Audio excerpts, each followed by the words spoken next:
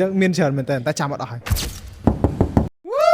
បាទបើខ្ញុំអាចប្រាប់ថាបងអាចខ្លាចជាម្ចាស់ឡាន Ford Territory Series ថ្មីមួយនេះនៅក្នុងតម្លៃត្រឹមតែ 38,900 ហើយអ្វីដែលសំខាន់ហ្នឹងគឺមានឡានបកគោជូនភ្លាមៗទៀតតើបងជឿអត់សម្រាប់ឡានមួយនេះមិនត្រឹមតែមានរូបរាងស្អាតនោះទេគឺមានទាំងបច្ចេកវិទ្យាទំនើបជាច្រើនអញ្ចឹងកុំចាំយូរចាំខ្ញុំនាំទៅមើលទាំងអស់គ្នា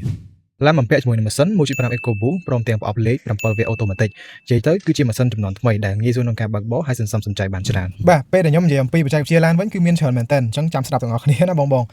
មានដូចជាចង្កូតភ្លើងដែលងាយស្រួលក្នុងការកាច់ហើយបត់ដែលបំពាក់ជាមួយនឹងប្រព័ន្ធដូចជា Adaptive Cruise Control រក្សាកម្រិតផ្លូវចាប់កន្លងផ្លូវនិង speed limit ហើយបើនៅចិត្តហ្នឹងវិញគេបំពាក់ជាមួយ digital screen ទៅដល់ទំហំ12 inch ដែលធ្វើការថាច់ទៅ smooth ដូចគ្នាហើយត្រជាក់ភ្នែកងាយស្រួលក្នុងការមើលទៀតហើយព័ត៌មានមួយចំនួននៃឡានទាំងអស់ហ្នឹងគឺនៅក្នុង digital screen ហ្នឹងហើយបើប្រព័ន្ធខាងក្រោមហ្នឹងគឺប្រើប្រាស់ជាមួយនឹង wireless charging មិនចាំបាច់ប្រើខ្សែបញ្ចូលថ្មទេដាក់ទៅទូរស័ព្ទទៅគឺវាឆក់បញ្ចូលថ្មតែម្ដងបាទហើយនៅចិត្តហ្នឹងក៏មានជាមួយនឹងប្រអប់លេខអេឡិចត្រូនិកក៏ដូចជាប្រព័ន្ធ auto start stop ហើយប្រាំងដៃអេឡិចត្រូនិកដូចគ្នា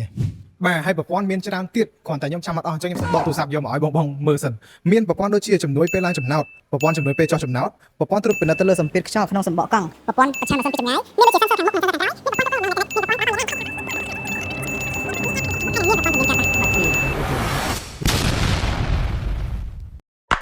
អញ្ចឹងមានច្រើនមែនតើតែចាំអត់អស់ហើយសំខាន់ណាស់តម្លៃត្រឹមតែ 38,900 បងប្អូនបានឡានយ៉ាងស្អាតមួយហើយមានប្រព័ន្ធច្រើនទៀតយកទៅប្រើប្រាស់សមរម្យមែនតើអញ្ចឹងបើបងប្អូនចាប់អារម្មណ៍ជាមួយនឹងឡាន Ford Territory មួយនេះជា Ford Territory Series ថ្មីបងប្អូនអាចធ្វើការបង់ពេញក៏បានធ្វើការបង់រំលោះវិញក៏បានដែរហើយបើបងប្អូនចាប់អារម្មណ៍តាក់ទងមកខាងខ្ញុំរៀបចំឲ្យមកស្អាតតែម្ដងបាទមានប៉ុណ្នេះវីដេអូថ្ងៃហ្នឹងអរគុណច្រើនបាយបាយ